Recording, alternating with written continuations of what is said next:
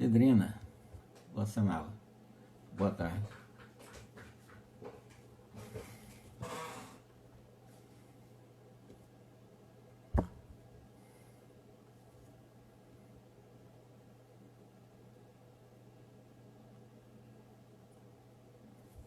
Na realidade, a nossa live, você pode fazer as perguntas digitado, né? Porque no Instagram é diferente do Google Meet e do Zoom. O Zoom a pessoa pode entrar na sala. No Instagram fica o orador e aqueles que prestigiam, né, a palestra. Então, Pedrina, se você nos der a honra de ficar até o final, nós agradecemos. E se você quiser levantar alguma questão e tal, que nós vamos falar sobre... Nós estamos fazendo um estudo do livro A Caminho da Luz. E já estamos partindo para o 5º capítulo. Nós vamos terminar hoje o 4º capítulo. Nós falamos sobre os egípcios. Hoje terminamos com algumas referências sobre as pirâmides. E a partir daí entramos na cultura hindu, né?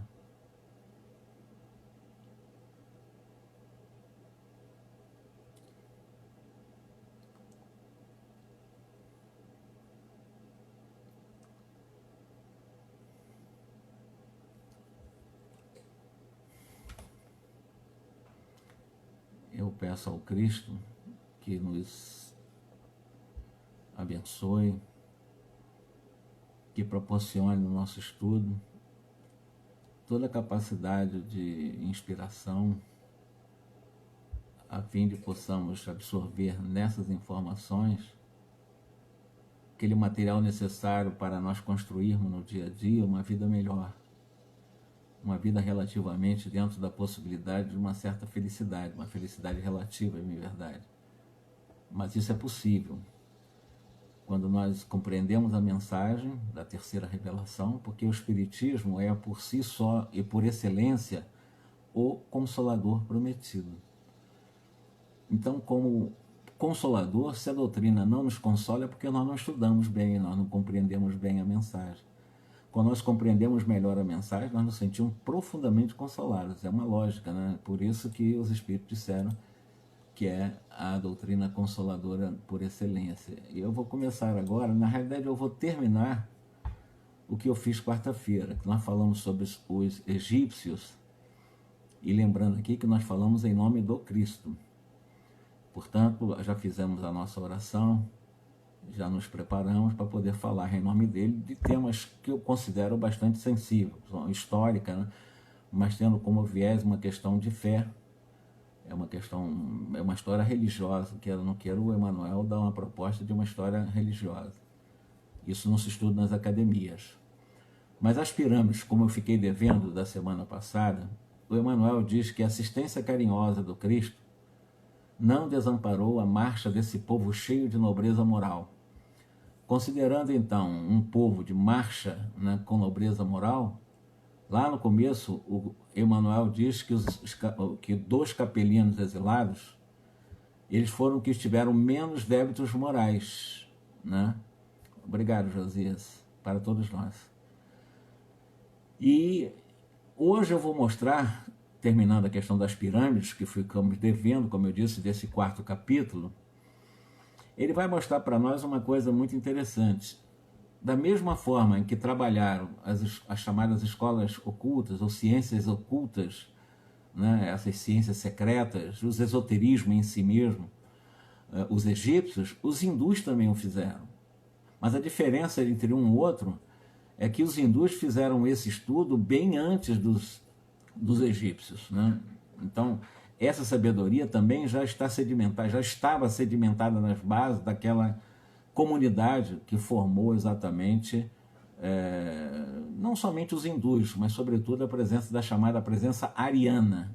Lembram-se que nós falamos que o pontapé inicial da raça branca foi exatamente a partir da presença dos capelinos. E o símbolo desse processo da sedimentação da base da raça branca, quando adentra na Europa, e nós vamos falar um pouco sobre isso também, são exatamente os arianos, que digamos assim, eles se distribuíram lá, né, formando as bases dos celtas, dos germânicos, dos latinos, e aí vai, dos gregos, mas tudo ariano, né, dentro daquela perspectiva de uma transformação biológica, fisiológica, para receber os capelinos. Jesus enviou-os então aos egípcios, no caso aqui terminando o nosso capítulo 4, auxiliares e mensageiros, inspirando-os nas suas realizações que atravessaram os tempos, provocando a admiração e o respeito da posteridade de todos os séculos. Ele cita uma coisa muito interessante quando ele vai falar no conjunto dos chamados templos tebanos, lá de Tebas. Se vocês forem no Google, eu não conheço pessoalmente, nunca fui ao Egito, mas se vocês forem ver aquilo que foi preservado daquela época, desses templos tebanos, parece que realmente não são obras da Terra, aqueles monumentos, assim, meu Deus do céu, parece que você está em outro planeta mesmo. É só você olhar assim, os templos tebanos, os 10 mais importantes do mundo hoje, que foi preservado. São obras monumentais, obras que realmente é inacreditável, sabe? Bom, aquelas almas exiladas que as mais interessantes características espirituais singularizaram, ou seja, deram essa capacidade bem diferente, conheceram em tempo o seu degredo na Terra e que estava chegando ao final. Então eles já sabiam que estavam voltando para a capela em algum momento, lá para 1300, mais ou menos 1300 anos antes de Cristo. Muitos deles realmente retornaram, mas eles tinham que deixar para nós ou alguma lembrança que eles passaram por aqui, e o Emmanuel lembra exatamente isso, né? Impulsionados pelas forças do alto, os círculos iniciáticos daquelas escolas das ciências ocultas, né, sugerem, foi uma sugestão da espiritualidade, a construção das grandes pirâmides. Então, para que eles pudessem deixar um legado, uma lembrança de que eles estiveram aqui entre nós, depois retornaram para a capela, deixaram exatamente no símbolo, a partir dessa, digamos assim, dessa sugestão desses círculos iniciáticos, mas sempre inspirado pelos espíritos superiores, na construção dessas pirâmides, e diz Emmanuel, que ficariam como a sua mensagem eterna para as futuras civilizações da Terra. Quando você fala em Egito Antigo, Faraó, etc., você vai falar nas pirâmides, né? Agora, quais seriam, qual a finalidade mais importante da construção das pirâmides, considerando que veio dos círculos iniciáticos e dessas escolas científicas ou de ciência oculta? Emmanuel explica que eram duas as finalidades mais importantes. Na realidade, eram duas finalidades simultâneas, não eram necessariamente hierarquizadas, né?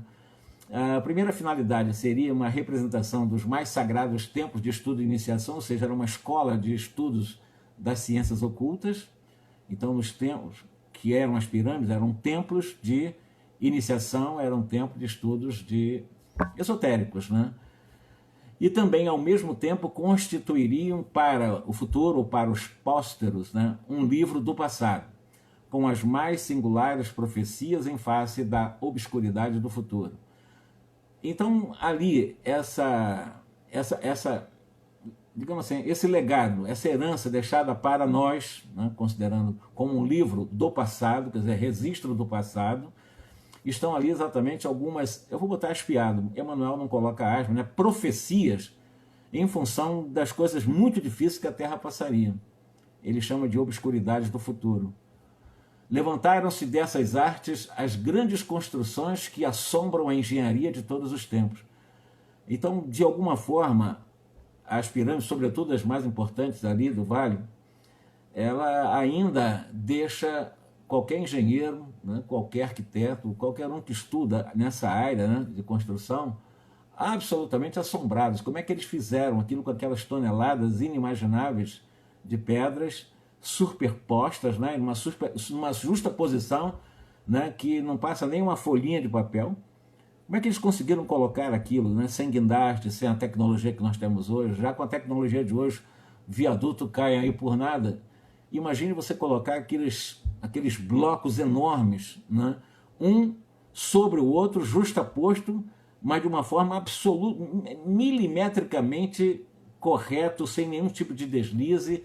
E não dá para explicar. A ciência, a engenharia não consegue explicar. E Emmanuel diz, né, não é o colosso de seus milhões de toneladas de pedras, nem a sua justa posição o que mais empolga e impressiona.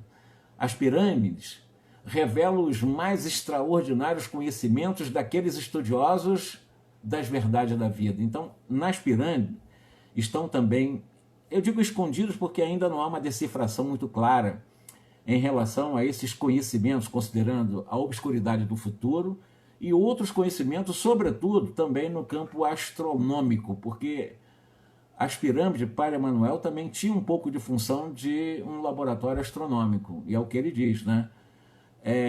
A par desses conhecimentos, encontram-se ali os roteiros futuros da humanidade terrestre. Então, ali, se as pessoas fizerem uma boa leitura dos símbolos, vão encontrar exatamente as diretrizes e os roteiros da humanidade da Terra.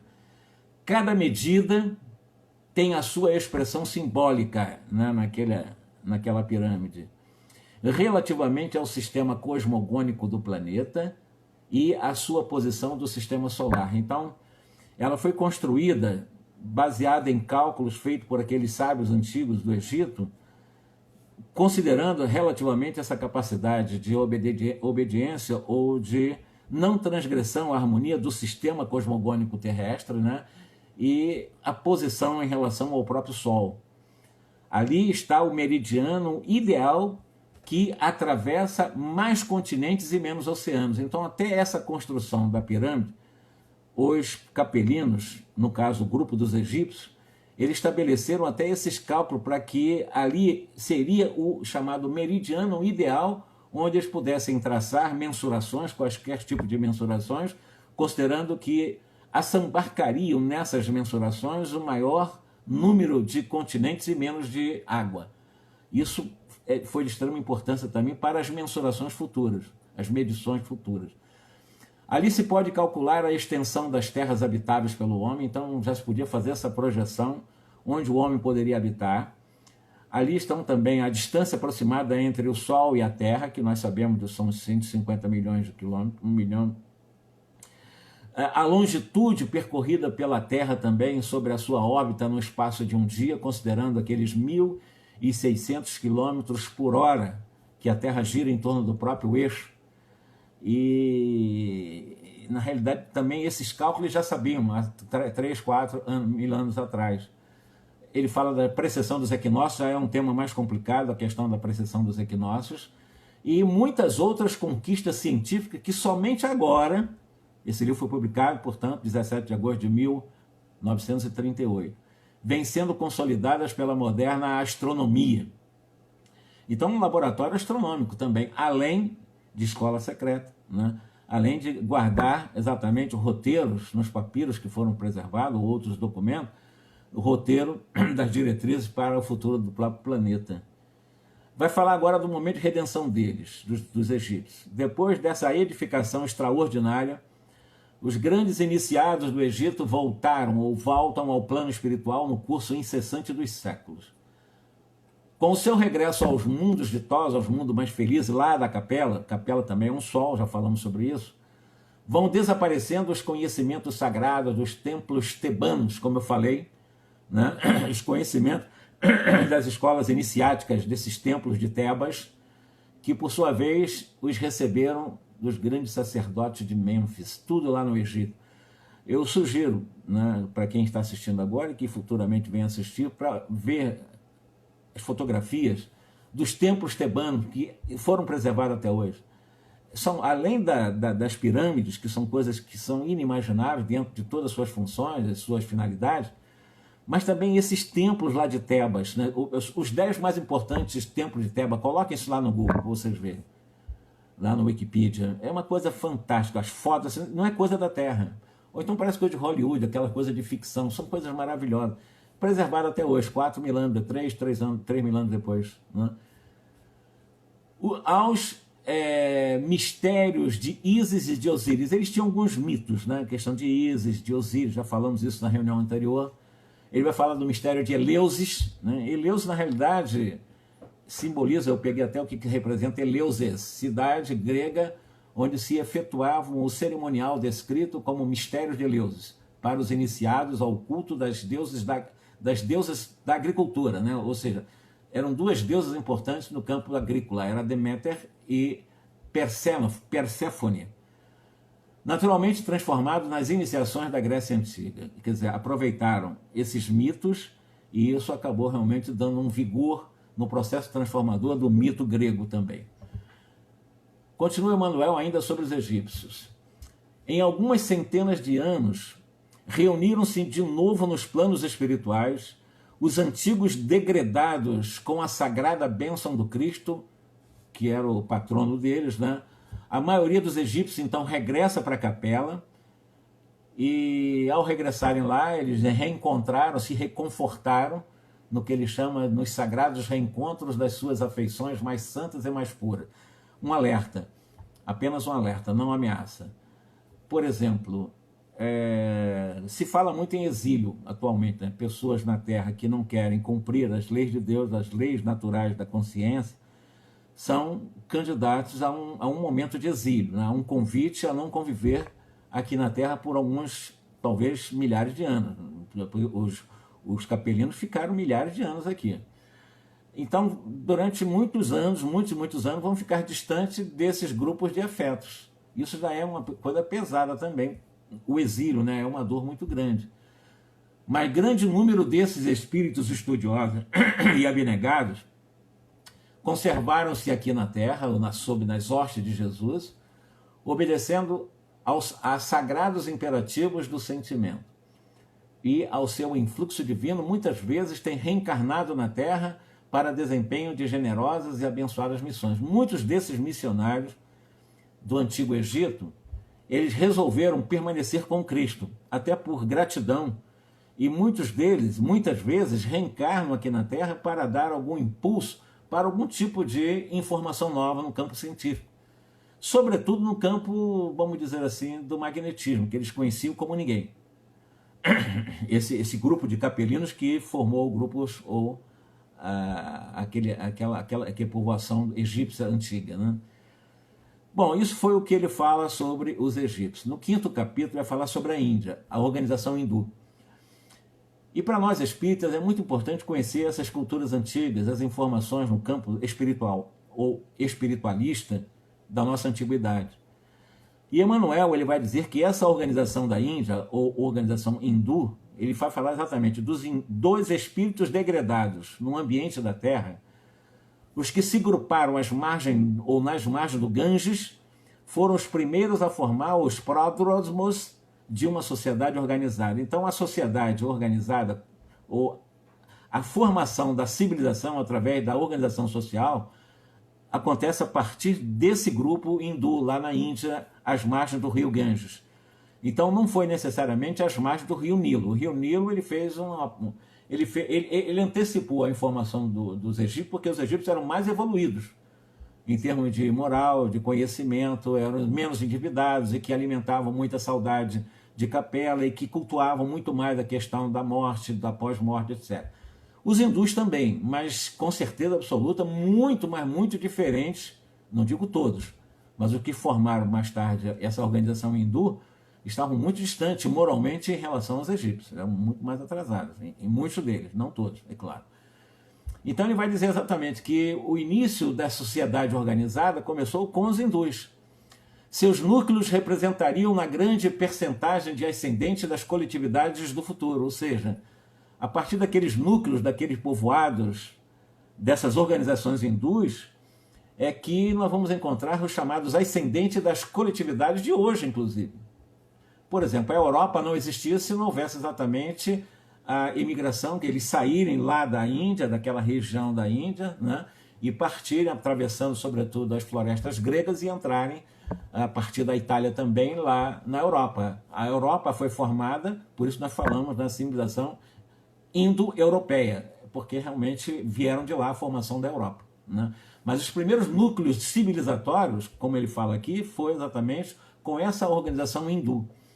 As organizações hindus são de origem anterior à própria civilização egípcia e antecederam de muitos agrupamentos de Israel, por exemplo. Quando fala agrupamento, eram aquelas tribos de Israel, do qual surge uma delas, um grande líder chamado Abraão, e a partir de Abraão se consolida, né, ou se consubstancia a base de uma raça, digamos assim, né, que é a raça que nós vamos estudar também aqui, que também são capelinos, né, que são os israelitas, né, na realidade os hebreus. As almas ali ou aí exiladas na Índia, né, às margens do rio Ganges, guardam ou guardaram as mais comovedoras recordações do Cristo. Então eles tinham lembrança, porque Jesus é que acolheu os capelinos na terra. E essa lembrança de Jesus fez com que eles, antes dos próprios egípcios, traduzissem essa lembrança da recepção que Jesus deu para eles e aceitando eles aqui na terra. Eles trouxeram vários avatares, vários missionários, vários, né, deuses, digamos assim.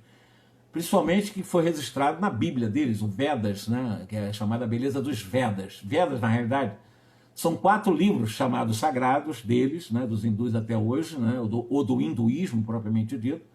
E isso foi escrito, os Vedas, há 1.500 anos antes do Cristo. Moisés viveu aproximadamente 1.200, não mais do que 1.300 anos antes de Cristo. Então, os Vedas é anterior ao próprio Velho Testamento. O Velho Testamento é de Moisés. Moisés é de 1.250 anos antes de Cristo. Esse é o detalhe importante. Então, esses 4 livros chamados sagrados do hinduísmo existiam bem antes de Moisés. Existia, inclusive, né? Existia, assim, como líder religioso. E eles também têm os chamados Upanishad. O Upanishad é também um tipo de escritura, na realidade é uma escritura, mas com base de reflexões de filosofia e de meditação, convite para a meditação. Diferente dos Vedas. Vedas é a verdadeira Bíblia dele, digamos assim, mas que antecede a Bíblia cristã, a Bíblia judaica, né?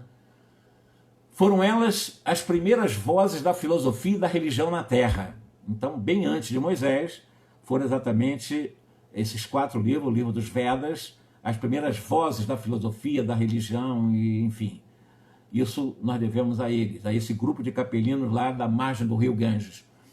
Como provindo de uma raça de profetas, de mestres, de iniciados, em cujas tradições iam beber a verdade os homens e os povos do futuro. Ou seja, muito do que nós conhecemos, tradições de cultura hoje, inclusive a língua, a nossa língua, nós devemos aos hindus. Como eu disse, a língua da raça branca, nós vamos falar um pouquinho sobre isso, ela provém do sânscrito, e o sânscrito é exatamente uma lembrança ou uma relembrança da língua utilizada por esse grupo que ficou à margem do rio Ganges e outros grupos também, mas sobretudo esses, que trouxeram de Capela, a linguagem de como eles se comunicavam lá.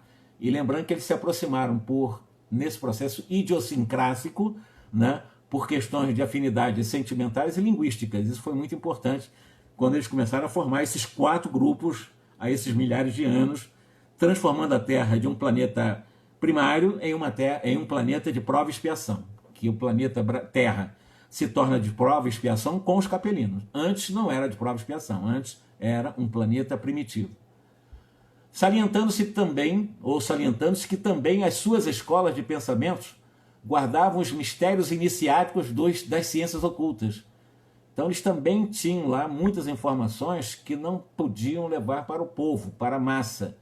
Só aqueles mais sacerdotes graduados que tinham acesso àquelas informações para poder trabalhar aquelas informações e colaborar na medida do possível, transmitindo essas informações das escolas iniciáticas. Os arianos puros, aí ele vai falar dos arianos puros, arianos, né? Lembramos, quando a gente fala em ariano, vai lembrar em Hitler, vai lembrar exatamente dessa ideia da eugenia, né? Da raça pura. Mas, na realidade, os arianos, que eram os capelinos, que nós temos que botar a cabeça, eles eram realmente extremamente orgulhosos, extremamente vaidosos, prepotentes, violentos, sim. Não eram simples, eles já trouxeram isso de Capela. Eles foram de lá exilados porque eles eram assim, né? Não tinham tanta moral assim, muito inteligentes, mas não moralizados. Era na Índia de então que se reuniram os arianos puros. Entre os arianos puros se cultivavam do mesmo modo as lendas de um mundo perdido, no qual o povo hindu colocava as fontes de sua nobre origem. Moisés, quando fala em mundo perdido, ou seja, a expulsão de um paraíso, vem a ideia de Adão e Eva. Os hindus não, quando eles tinham essa noção de uma saudade de um mundo que eles perderam, que eles saíram, que foi Capela, mas não tinha uma noção exata nesse momento aqui na Terra, eles só tinham uma lembrança extremamente vaga de que eles vieram de algum lugar, né, de um mundo perdido.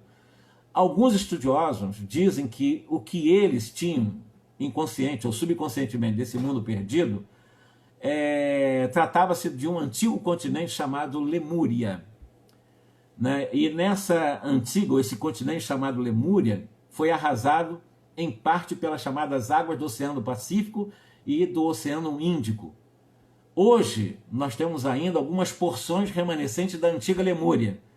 E os remanescentes da antiga Lemúria, que foi submersa, né, como um continente submerso pelas águas, tanto daquelas águas do Oceano Índico e do Oceano Pacífico, é a Austrália. Por exemplo, a Austrália é a lembrança, o legado deixado pela antiga Lemúria, né?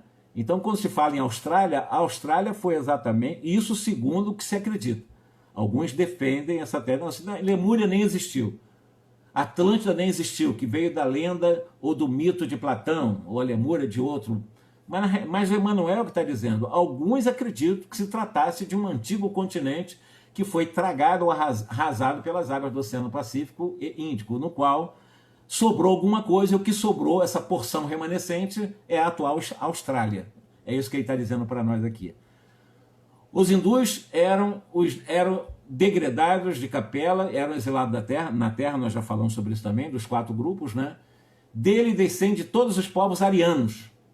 Então, dos hindus descende os povos arianos. Como eu disse, eles floresceram na Europa, e quando foi escrita a obra, ele vai falar, e hoje, 1938, atinge um dos mais agudos períodos de transição da sua marcha evolutiva, porque eles estavam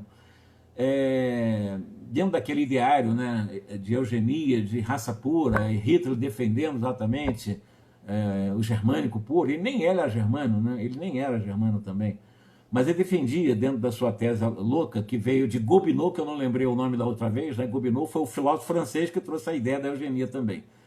E, a rigor, quando o Emmanuel escreveu, em 1938, eles estavam realmente no cume, ou seja, no momento mais agudo, né, de transição desse processo evolutivo dos Ária, ou dos arianos, ou da raça ariana, né? O pensamento moderno é o descendente legítimo dos Árias, que se organizou nas margens do Ganges. Ele está dizendo também que eles eram muito intelectualizados, sobretudo no campo da filosofia, e muitos dos pensamentos que hoje nós debatemos em várias escolas do dogma meio materialista das universidades, é descendente deles também. Eles trouxeram de Capela muito debate filosófico, que até hoje é debatido por aí, né? No campo materialista, a filosofia bem materialista, em que a Alemanha foi, para mim, do aglomerado com o país que mais divulgou a filosofia materialista na Terra, e isso, sobretudo, no século XIX. Todas as línguas das raças brancas guardam as mais estreitas afinidades com o sânscrito. Emmanuel está falando isso no 5º capítulo, que constituía uma reminiscência da sua existência pregressa em outros planos. Então, ele faz uma afirmação. Todas as línguas das raças brancas guardam as mais estreitas afinidades. Quando fala afinidades, derivaram do sânscrito, né? Que constituía o sânscrito, o próprio sânscrito, uma reminiscência da existência em outros planos que não aqui na Terra. Como é que aconteceu o expansionismo dos Árias para Emmanuel? Como é que ele analisa a questão da expansão dos Árias a partir da Índia, a partir na margem do rio Ganges? Diz Emmanuel, muitos séculos antes de qualquer prenúncio de civilização terrestre, ele falou anteriormente, os Árias espalharam-se pelas planícies hindus. Então, existiam várias tribos, digamos assim, né? A organização social mesmo foi como eles. As tribos eram nômades. A ideia de civilização aconteceu com os capelinos. A ideia, a formação, a raiz da civilização terrestre começa com os capelinos. Antes nós éramos verdadeiros selvagens, vivíamos, né, de um lado para outro, caçando, arrancando raízes para viver, sobreviver, eles eram primatas mesmo. E a expansão desses arianos foi extremamente importante, né? Dominando os autóctonos, que ele fala dos autóctonos, né? Por exemplo, quando ele vai falar dos autóctonos, dos primatas, né? Ele era muito violento com os nativos, os primatas, nós somos filhos da terra, né?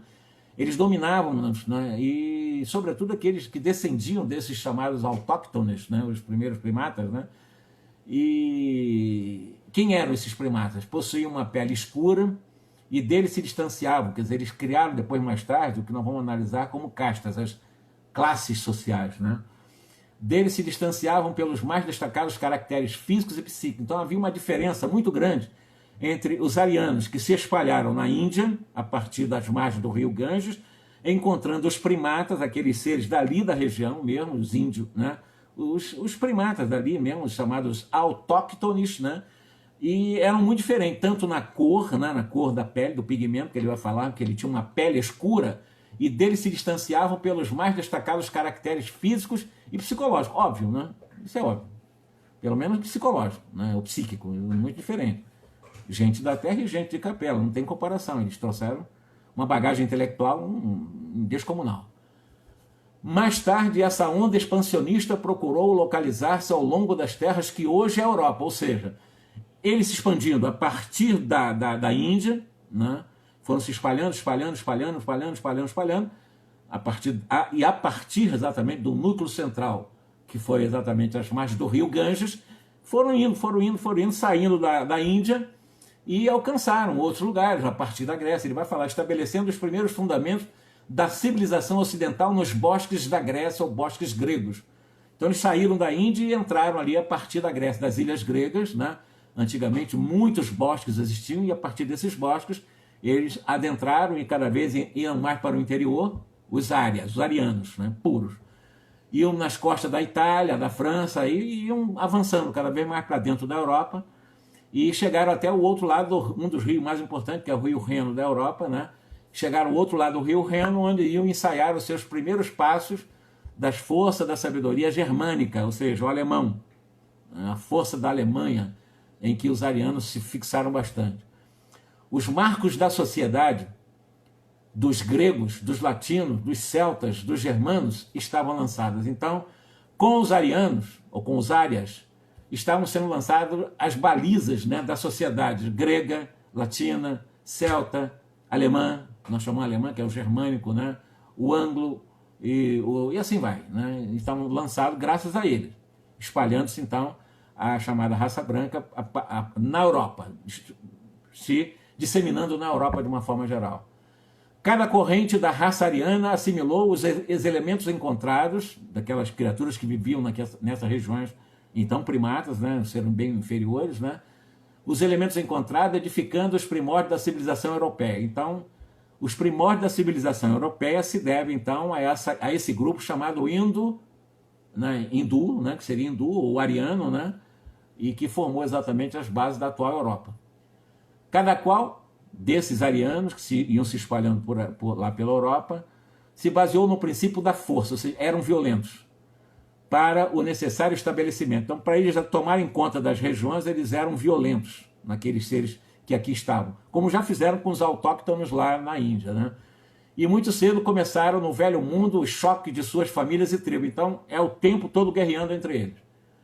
Os arianos, o tempo todo, como o Emmanuel está falando aqui, muito cedo começaram no velho mundo, ou seja, na Europa, o choque de suas famílias e tribos, brigando entre eles. Os que foram para após o Reno, os que ficaram nas regiões dos bosques da Grécia, ou no sul da Itália, ou no norte da Itália, ou na região da França.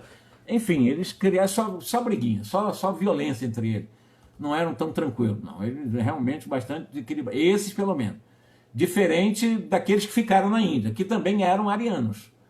Dos que ficaram na Índia, diferente dos arianos que foram para a Europa, é questão de grupo e por afinidade, né? É que vão surgir a figura dos chamados Mahatmas. Aí tu já vê a diferença. Eram arianos também, mas com índoles diferentes. Eram capelinos, com índoles diferentes.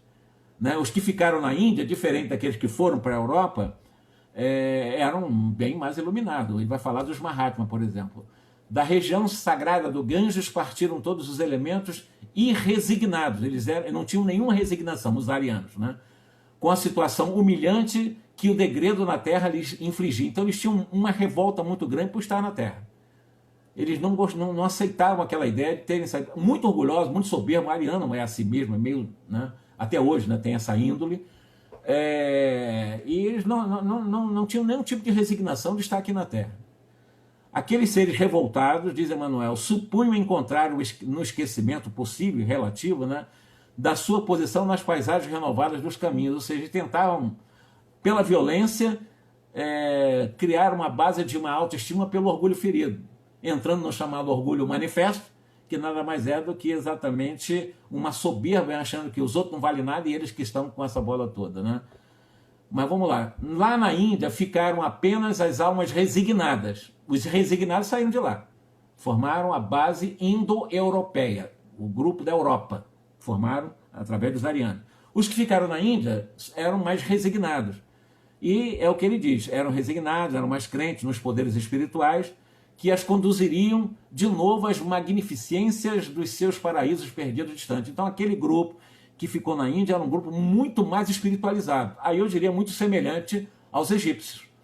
Eles já trabalhavam nas escolas iniciáticas, diferente do ariano comum, desse brigalhão aí, desse, né, meio complicado e resignado, como diz o Emmanuel. Os cânticos dos Vedas, aqueles 4 livros sagrados dos hindus, né, são bem uma glorificação da fé e da esperança em face da majestade suprema do Senhor do Universo, de Deus. A faculdade de tolerar, a faculdade de esperar aflorou no sentimento coletivo das multidões lideradas pelos Mahatmas, que suportaram heroicamente todas as dores e guardaram o momento sublime da redenção. Então se explica esse grupo dividido, né, de hindus, aqueles que foram para a Europa e aqueles que ficaram na Índia. Os que ficaram na Índia tinham a capacidade de tolerar, né, alimentavam tanto quanto a esperança, a solidariedade, muito diferente daqueles que batiam de frente, matavam, esmagavam os autóctonos também da Índia. Os Mahatmas criaram um ambiente de tamanha grandeza espiritual para o seu povo, que ainda hoje nenhum estrangeiro que visita a Índia sem de lá trazer, pelo menos no mínimo, as mais profundas impressões acerca da sua atmosfera psíquica. Ele não fala nem ambiente, que é muita pobreza, muita morte, nada disso. Na realidade, as impressões acerca da atmosfera ou da psicosfera da Índia é uma coisa de outro mundo. Eu tenho uma amiga, a Eleusa sabe quem que eu estou falando, né, Eleusa? Que ela esteve na Índia, ela disse que é como se estivesse em outro mundo, em outro planeta, e não na Terra. Porque ela percebeu exatamente essas profundas impressões no campo mais psíquico, ou da atmosfera psíquica, ou a psicosfera. Se você consegue adentrar na psicosfera da Índia, é como se fosse um outro planeta. Né? É extraordinário, mas quem consegue? Porque você pode ir para a Índia só querer realmente fazer crítica de algumas misérias e etc. Então, e vai acabar realmente tirando a Índia com essa visão. E está errado. Aliás, eu tive professores na área de relações internacionais. O Sombra Saraiva foi um deles, talvez um dos mais conceituados do Brasil. Eu fui aluno dele. Ele dizia que essa imagem de que o hindu, que a Índia era pobreza só, é mentira. Os mais sábios cientistas da Terra hoje são da Índia. Já lembra bem esses arianos aí, mas os arianos mais resignados, não os resignados. Os arianos são muito inteligentes, são intelectualizados demais. E os maiores cientistas hoje, espalhados no mundo inteiro, das universidades do mundo, dos laboratórios do mundo inteiro, são hindus. Pouca gente sabe disso. São da Índia. Os maiores cientistas do mundo são da Índia. Estão espalhados pelo mundo inteiro. Claro, tem a questão econômica, eles precisam ganhar o dinheiro dele e tal, não ficaram ali. Mas é uma cabeça muito avançada, a gente tem que tirar a cabeça achando que a Índia é muito atrasada. Não é mesmo. Eles deixaram também ao mundo as suas mensagens de amor, de esperança e de estoicismo resignado, os Mahatmas, né? Salientando-se que quase todos os grandes vultos do passado humano, pais do pensamento contemporâneo, deles aprenderam as lições mais sublimes. Mais uma vez, volta às ideias das filosofias atuais, dos grandes pensamentos avançados das academias do mundo atual, devem a esses grandes vultos do passado. São arianos, mas resignados, né? Então nós aprendemos muito as lições sublimes dele também.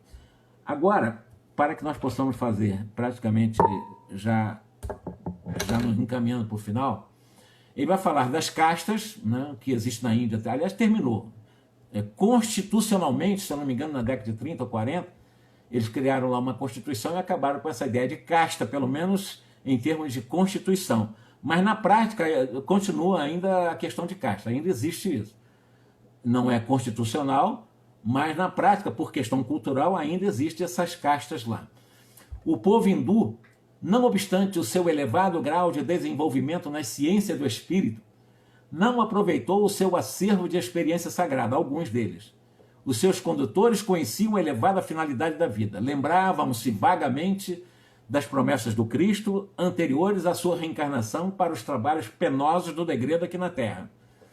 A prova disso é que eles abraçaram todos os grandes missionários do pretérito, vendo neles os avatares do seu Redentor. Ou seja, os grandes missionários da Índia, nós vamos citar para um Krishna e outros que eles têm, como verdadeiros avatares ou mensageiros do Cristo, porque eles tinham uma vaga lembrança de Jesus, afinal foi Jesus que recebeu eles para estarem aqui na Terra.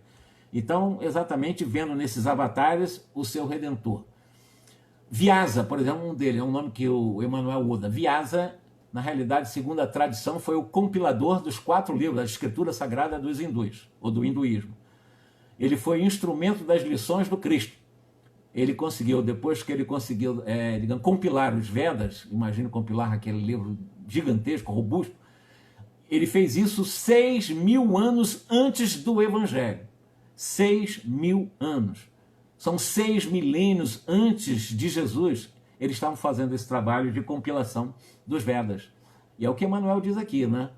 Cuja epopeia, em seus mínimos detalhes, foi prevista pelos iniciados hindus alguns milênios antes da organização palestina. O que ele está dizendo que a epopeia do Cristo foi prevista pelos próprios hindus 6.000 anos antes do próprio Cristo estar na Terra, né? E que foi registrada, ou estão registradas, ou previstas, né, por esses iniciados das escolas, ou das escolas mesmo ocultas, né, dos iniciados, dos grandes sacerdotes destacados, iniciados da Índia.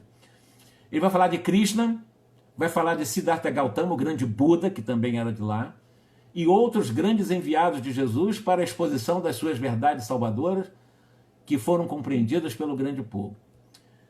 Jesus derramou em todos os tempos as claridades divinas do seu amor desvelado e compassivo. Então, Jesus mandou para a Índia, no caso, tanto quanto Krishna, como também Siddhartha Gautama, o grande Buda, para que pudéssemos todos nós aprendermos a encontrar essas claridades divinas através do exemplo de uma liderança, né, que aponta caminho, que cabe nos caminhar. Mas um doloroso atavismo psíquico do povo hindu, embora as suas tradições de espiritualidade, o que aconteceu? Deixou crescer no coração o espinho do orgulho, que, aliás, dera motivo ao seu exílio na Terra. Eles foram exilados por causa do orgulho.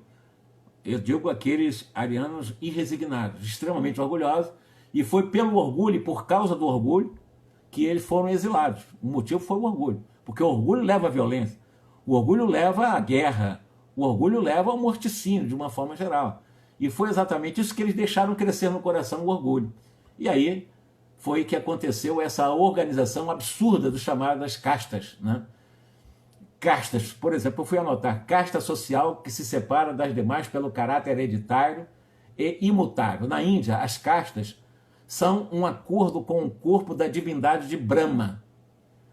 Os brahmanes, que são chamados cabeça, são formados por sacerdotes, filósofos, professores. Tu tem os chamados kshatriyas, que seria o braço, né, da divindade chamado Brahma. E os kshatras seria o braço, e seriam, no caso, os militares, os governantes, seriam os chamados da classe ou da casta dos kshatriyas. E tem os chamados vaishyas, né, que seria a parte mais da locomoção, pernas. São os comerciantes, os agricultores, e os chamados sudras, que são os artesãos, operários e camponeses. Além desses, há os chamados párias. Párias quer dizer poeiras, ou sob os pés, né, que não pertencem a nenhuma dessas castas, né, e fazem os trabalhos rudes. E tem ainda os chamados Dalits, né? Os Dalits, né, são os que os párias, são os párias que foram expulsos da casta por violação das leis. Quando um pária viola a lei, embora é inconstitucional isso hoje, se torna um Dalit, né? Mas isso aí são detalhes, Emmanuel não fala, eu que fui buscar esse subsídio. Bom, separava as suas coletividades para sempre. Nessas castas, lembrando-se que a casta é nessa subcabeça, tronco, membros de Brahma, não se constituíam num sentido apenas hierárquico, mas com a significação de uma superioridade orgulhosa e absoluta. Aí, mais uma vez, o orgulho. E foi pelo orgulho que eles foram de lá, exilados, né, de Capela. As fortes raízes de uma vaidade poderosa dividem os espíritos no campo social e religioso. Os filhos legítimos do país dão-se um nome de árias, designação original de sua raça primitiva. E o seu sistema religioso, de modo geral, chama-se Arya Dharma, que eles afirmam trazer de sua longínqua origem, em cujo seio não existem comunidades especiais ou autoridade centralizadora, senão profunda e maravilhosa liberdade de sentimento. Quer dizer, eles têm essa liberdade, né? Esse sentimento de liberdade não deu liberdade para os chamados párias, né? E, para terminar praticamente a nossa fala, ele vai falar dos rajás e dos párias de lá, né? Os párias nós falamos rapidamente, foi eu que busquei paralelamente a Emmanuel. Na verdade, esses sistemas avançados de religião e de filosofia evocam a culminância da raça no seu mundo de origem, de onde foi precipitada ao orbe terreno pelo seu orgulho desmedido. Então vieram para cá pelo orgulho desmedido e infeliz. Os arianos da Índia, porém, não se compadeceram das raças atrasadas que encontraram em seu caminho e cuja evolução devia representar para eles um imperativo de trabalho regenerador na face da Terra.